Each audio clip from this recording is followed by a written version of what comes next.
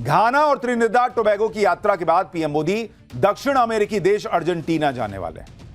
यह वो देश है जहां दुनिया का दूसरा सबसे बड़ा नेचुरल गैस का भंडार है। बड़े पैमाने पर ऑयल रिजर्व है यहां पर, और जिस तरह से भारत अपनी एनर्जी की जरूरतों के लिए नए नए पार्टनर खोज रहा है, उसे देखते हुए अर्जेंटीना एक अहम देश है। अर्जेंटीना में क्रिटिकल मिनरल्स जैसे लिथियम, कॉपर और बाकी रेयर अर्थ एलिमेंट्स के भी भंडार है। रेयर अर्थ एलिमेंट्स के बारे में मैंने आपको एक पूरा चैप्टर बताया था कि कैसे चीन इस पर अपना एकाधिकार जमाता और भारत तेजी से चीन का विकल्प तलाश रहा है, क्योंकि भारत में जो इलेक्ट्रिक व्हीकल्स बनती हैं, उनमें जो बैटरी इस्तेमाल होती है, दूसरी चीजें इस्तेमाल होती हैं, उनमें रेयर अर्थ का बड़ा इस्तेमाल होता है। और चीन दुनिया को जो है ना फंसा के रखे हुए, क्योंकि उसके पास रेयर अर्थ है। तो नरेंद्र मोदी की अर्जेंटीना की यात्रा इस मामले में बहुत अहम हो जाती है, क्योंकि वहां पर भी रेयर अर्थ का भंडार है। आपको यह भी बता दूं कि अर्जेंटीना वो देश है जिसने पहलगाम हमले की कड़ी निंदा की थी और आतंकवाद के खिलाफ लड़ाई में भारत का खुलकर साथ दिया था। मैंने कहा ना, देखने में ये छोटे छोटे देश हैं, लेकिन भारत की कूटनीति के लिहाज से बड़े प्लेयर साबित होंगे।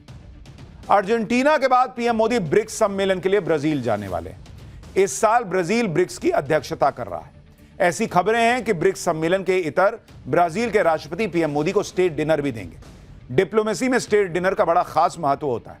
किसी देश के प्रति मजबूत पार्टनरशिप को दर्शाने के लिए उस देश के नेता को स्टेट डिनर दिया जाता है। और मैं स्टेट डिनर की बात कर रहा हूं, वो भिखारी पाकिस्तान के मुनीर को बुलाकर जैसे ट्रंप ने खाना खिलाया और ऑर्डर दे दिया अपना, उसको स्टेट डिनर नहीं कहते, क्या स्टेट लंच नहीं कहते हैं, कि उसके बाद कोई फोटो भी नहीं हुआ, कोई बाइट नहीं आई, कुछ नहीं आए, कमरे में बैठा के ऑर्डर दिए, कुछ रूखा सूखा फेंक दिए सामने के, खाओ निकलो निकलो यहां से, उसको नहीं। ये होता है स्टेट डिनर जो भारत के प्रधानमंत्री को मिलेगा।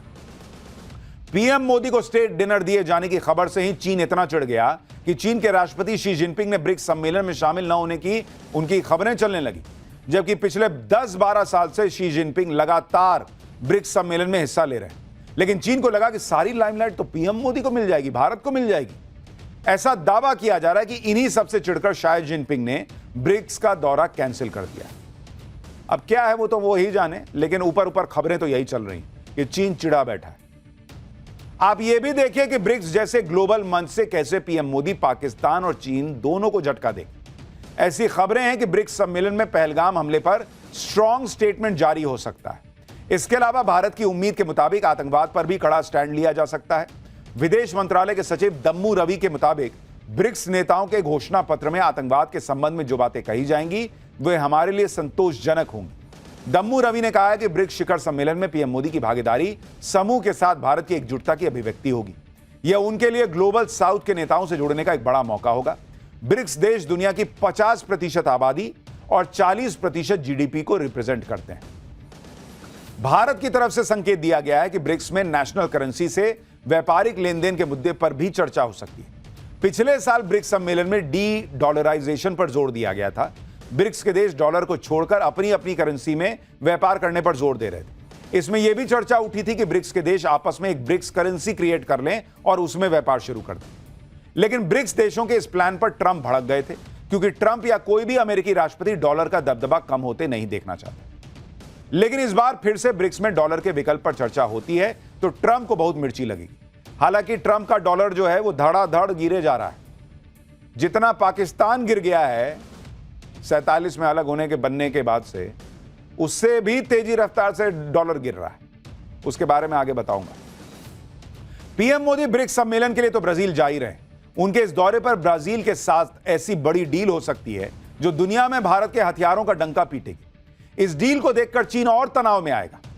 ऐसी खबरें हैं कि ब्राजील भारत से आकाश एयर डिफेंस सिस्टम और गरुड़ आर्टिलरी गन जैसे हथियार खरीदना चाहता है।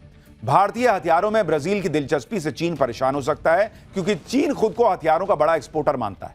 लेकिन ऑपरेशन सिंदूर के बाद दुनिया में भारत के हथियारों की ज्यादा चर्चा हो रही है।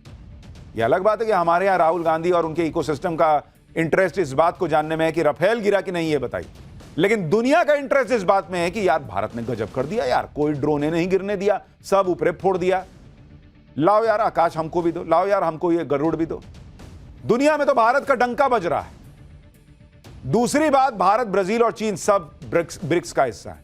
अगर ब्राजील और भारत के बीच डिफेंस डील होगी तो इससे ब्रिक्स में चीन का दबदबा कम होगा। पीएम मोदी अपने इस विदेश दौरे में नामीबिया भी जाने वाले हैं। अभी उसके बारे में तो बताया ही नहीं। नामीबिया अफ्रीका का वो देश है जिसके पास बड़े खनिज भंडार हैं। नामीबिया से डायमंड, क्रिटिकल मिनरल्स और यूरेनियम निकलते हैं। भारत की नामीबिया के साथ डायमंड ट्रेड, क्रिटिकल मिनरल्स और यूरेनियम सप्लाई पर बात हो सकती है। नामीबिया में दुनिया का सबसे ज्यादा मरीन डायमंड है, जो डायमंड भारत में लंदन और दूसरे शहरों के जरिए आता है। लेकिन भारत अब नामीबिया से सीधे डायमंड ट्रेड की बात कर रहा है। नामीबिया में भारत की कई डायमंड प्रोसेसिंग कंपनियां भी काम करती हैं। भारत ने नामीबिया के माइनिंग, डायमंड प्रोसेसिंग सेक्टर में बड़ा निवेश भी कर रखा है। नामीबिया में रेयर अर्थ मेटल्स का भी बड़ा भंडार है जो भारत के काम आ सकता है। नामीबिया के पास यूरेनियम का भी बड़ा भंडार है जो भारत के न्यूक्लियर एनर्जी प्रोग्राम में काम आएगा। नामीबिया में 27 साल के बाद भारत का कोई प्रधानमंत्री जा रहा है। नामीबिया में पीएम मोदी वहां की संसद को भी संबोधित करेंगे। और इसलिए मैंने आपको कहा कि 11 साल में पीएम मोदी ने इतनी लंबी यात्रा, विदेश यात्रा नहीं की है। ऑपरेशन सिंदूर के बाद इस यात्रा के बड़े मायने हैं। जो चीन रेयर अर्थ पकड़े बैठा है, उसको मैसेज देने के लिए भी इस यात्रा के बड़े मायने हैं। नामीबिया वो देश है जहां से पीएम मोदी भारत के लिए चीता लेकर आए थे। 2022 में 8 चीते नामीबिया से ही भारत आए थे, जो मध्य प्रदेश के कूनो नेशनल पार्क में लाए गए थे। जब से नामीबिया के चीते आए हैं, तब से कूनो नेशनल पार्क में टूरिस्ट की संख्या बढ़ गई।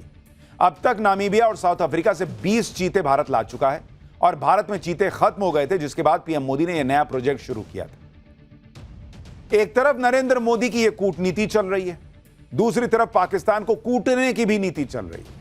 जिस तरह से पाकिस्तान का फर्जी फील्ड मार्शल मुनीर फिर से भारत के खिलाफ जहर उगलने लगा है, जिस तरह से असीम मुनीर अपने आतंकवादियों को उकसा रहा है और फिर से टेरर कैंप खड़ा कर रहा है, उससे अगर कभी भी नरेंद्र मोदी ऑपरेशन सिंदूर पार्ट 2 शुरू कर दें या उसका मौका मिल जाए तो हैरानी नहीं होनी चाहिए। लेकिन इस बार नरेंद्र मोदी पाकिस्तान को घुसकर ठोकेंगे तो फिर असीम मुनीर ना हाफिज सईद को बचा पाएगा, ना मसूद अजहर को बचा पाएगा।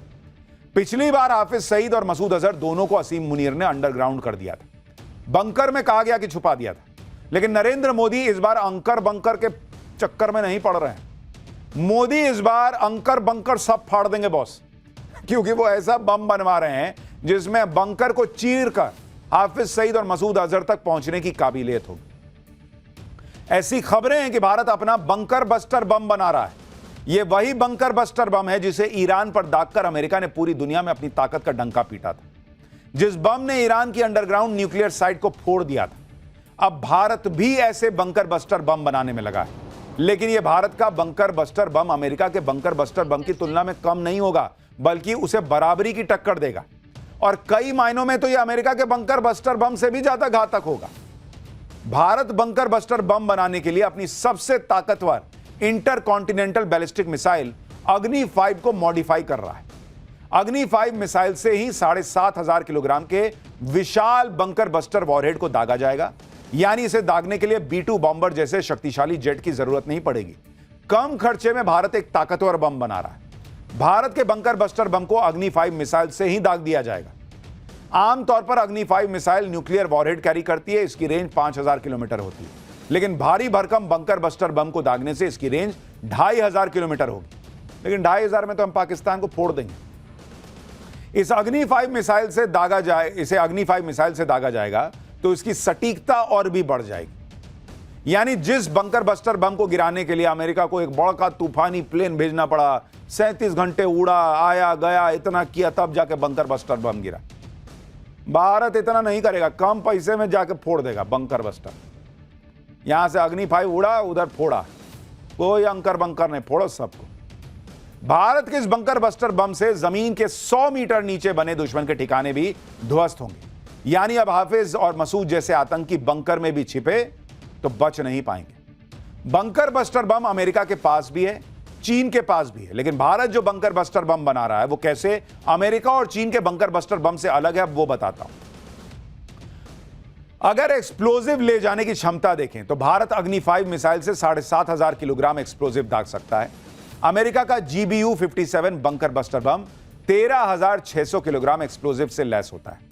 चीन का DF-15C बंकर बस्टर बम 500 से 750 किलोग्राम एक्सप्लोजिव ही ले जा सकता है। जमीन के कितने अंदर जाकर टारगेट को भेज सकता है, अगर इसकी तुलना देखें तो भारत के बंकर बस्टर बम 80 से 100 मीटर जमीन के अंदर टारगेट को भेज सकते हैं। अमेरिका का बंकर बस्टर बम 60 मीटर तक टारगेट को भेज सकता है और चीन का करीब 20 मीटर। हथियारों के मामले में अगर आप मारक क्षमता देखें तो भारत 2500 किलोमीटर, पूरा पाकिस्तान इसकी रेंज में आएगा। अमेरिका का बॉम्बर विमान पर निर्भर रहना, जहां मारना है वहां उड़ाकर ले जाना, यह उसकी कमी है। चीन 700 किलोमीटर की रेंज से ज्यादा आगे नहीं बढ़ सकता, यानी रेंज के मामले में भी भारत का बंकर बस्टर बम बहुत आगे है। यानी भारत कम खर्चे में, कम झंझट में ऐसा बम बना रहा है जो अमेरिका और चीन के बंकर बस्टर बम का बाप साबित होगा। इतना ही नहीं, आज ही भारतीय नेवी के बेड़े में ऐसा ताकतवर युद्धपोत भी शामिल हुआ है जो पानी में दुश्मन को पानी पिला देगा। आज भारतीय नौसेना को सबसे आधुनिक स्टील्थ फ्रिगेट INS तमाल मिल गया है। रूस से मिला यह युद्धपोत ब्रह्मोस सुपरसोनिक क्रूज मिसाइल से लैस है, जो समुद्र और जमीन दोनों में सटीक निशाना लगा सकता है।